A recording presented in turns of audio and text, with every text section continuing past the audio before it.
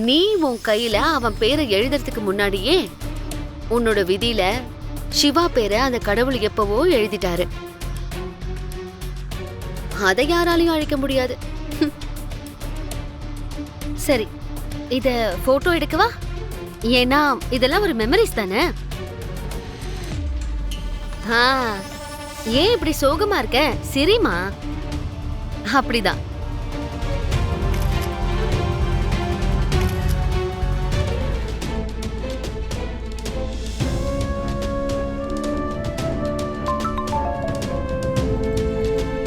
Unknown number.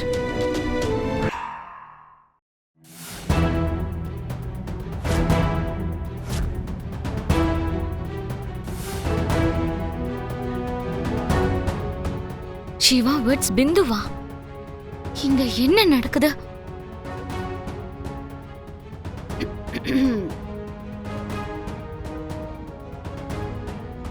நான் உன்னுடைய நலன் விரும்பி பேசுறேன். சிவா பேர் பக்கத்துல உன்னோட பேர் தான் இருக்கணும். பிந்து பேர் எப்படி வந்துச்சுன்னு யோசிக்கிறியா?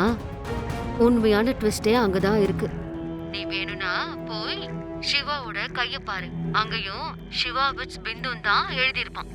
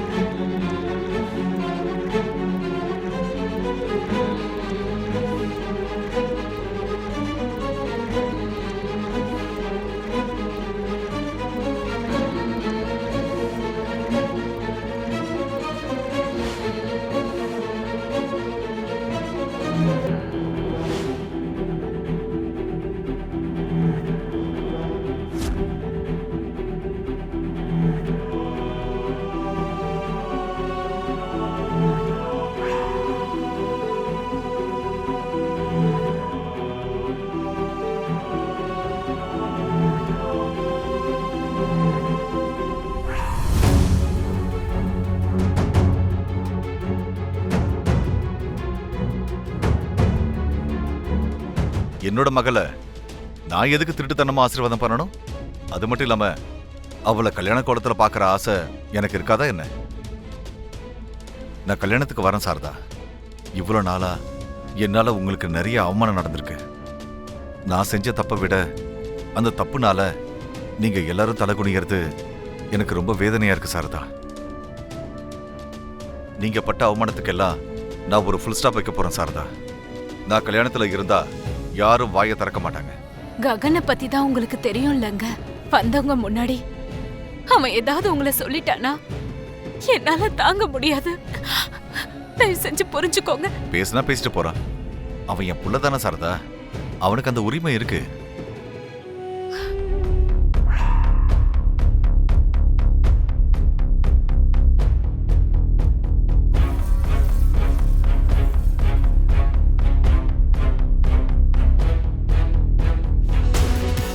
உங்களுக்கு தான் தெரியும்லம்மா எங்களோட கல்யாணம் எப்படி நடந்துச்சுன்னு. அன்னைக்கு நடந்த அவமானம் என்னை இப்ப வரைக்கும் விடாம துரத்திக்கிட்டே இருக்குமா. ஆனா இந்த கல்யாணத்தோட எல்லாத்தையும் மறந்துட்டு நம்ம எல்லாரும் சந்தோஷமா இருக்கணும், அவ்வளவுதான். ஒவ்வொரு விஷயமும் ரொம்ப ஸ்பெஷலா இருக்கணும்னு நான் ஆசைப்படுறேம்மா. அவளோட அப்பா அவ கூட இருந்தாலும் இப்படி எல்லாம் யோசிச்சிருப்பாரான்னு எனக்கு தெரியலடா. அவளுக்கு எந்த குறையும் தெரியாம ஒரு அண்ணனா ஒரு அப்பாவா நீ பூர்ணிய உன் இதயத்துக்குள்ள வச்சு பாத்துக்கிற பாரு. அத பாக்கும்போது ஒரு தாயா இருந்தாலும் எனக்கு பொறாமையா இருக்கு. நீ மட்டும் இல்ல, நான் எந்த ஜென்மத்துல செஞ்ச புண்ணியமோ பூமி எனக்கு மருமகளா வந்திருக்கா. பூர்ணி கல்யாணத்தோட மொத்த பொறுப்பையும் அவளே ஏத்துக்கிட்டா. வாழ்க்கை முழுக்க பூமிக்கு நன்றி கடன் பட்டிருக்கேன்.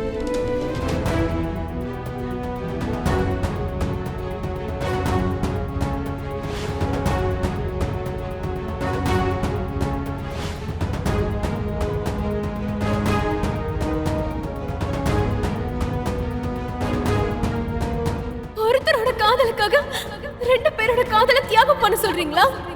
பிந்து சிவாவை காதலிக்கிறா, சிவா பிந்துவை காதலிக்கிறான். நியாயமா பார்த்தா அவங்க காதல் தான் ஜெயிக்கணும். சிவா கையால பிந்து கழுத்துல 3 முடிச்சு போட வச்சு அவங்கள அக்னி சுத்த வைக்கிறேன். அக்னி சுத்த வைக்கிறது இல்ல, என்ன வேண்டான்னு சொல்லி அங்க இருந்து ஒரு அடி அவனை நடக்க வை, பாப்போம். ஆனா நான் பூர்ணியோட காதலை ஜெயிக்க வைக்கணும்னு நினைக்கிறேன். நான் பண்றது சரியா இல்ல தப்பா? இந்த குடும்ப கௌரவத்தை காப்பாத்தணும்னா சிவாவுக்கும் பூர்ணிக்கும் தான் கல்யாணம் நடக்கணும். அப்படி பார்த்தா இது சரிதான். குடும்பத்துக்காக 2 காதலர்களை நான் பிரிக்கிறேனா? அப்போ இது தப்பா இருக்குமோ?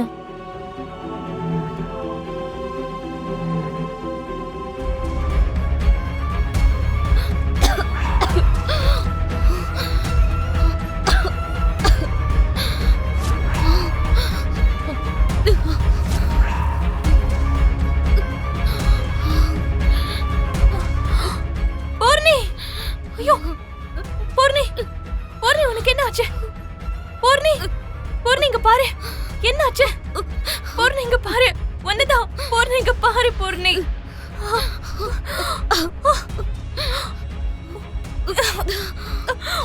ஐயோ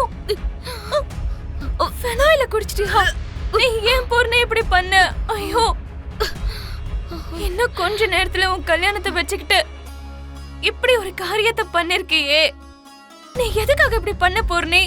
எதுக்கு அண்ணி இன்னும் என் அப்பாவை தன்னத்தோட விளையாடுற? இதுக்கு மேலேயும் என்ன ஏமாத்தணும்னு நினைக்கிறியா? ஐயோ நீ ஏன் பூர்ணி இப்படி எல்லாம் பேசுற?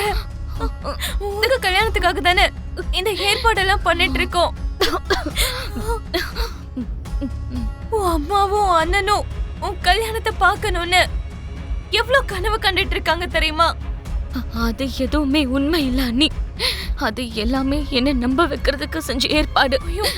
நீ ஏன் பூர்ணி இப்படி எல்லாம் பேசுற? ஏன் இப்படி பேசுற? எனக்கு உண்மை தெரிஞ்சு போச்சு அண்ணி. என்ன உண்மையா? என்ன உண்மை? நீங்க எனக்கு கல்யாணம் பண்ணி வைக்கிற சிவாவோட மனசுல நான் இல்ல அண்ணி, பிந்து தான் இருக்கா. ஐயோ பூர்ணி, ஏன் இப்படி பைத்தியக்காரத்தனமா பண்ண? நான் தான் இருக்கேன்ல. சிவா, சிவா.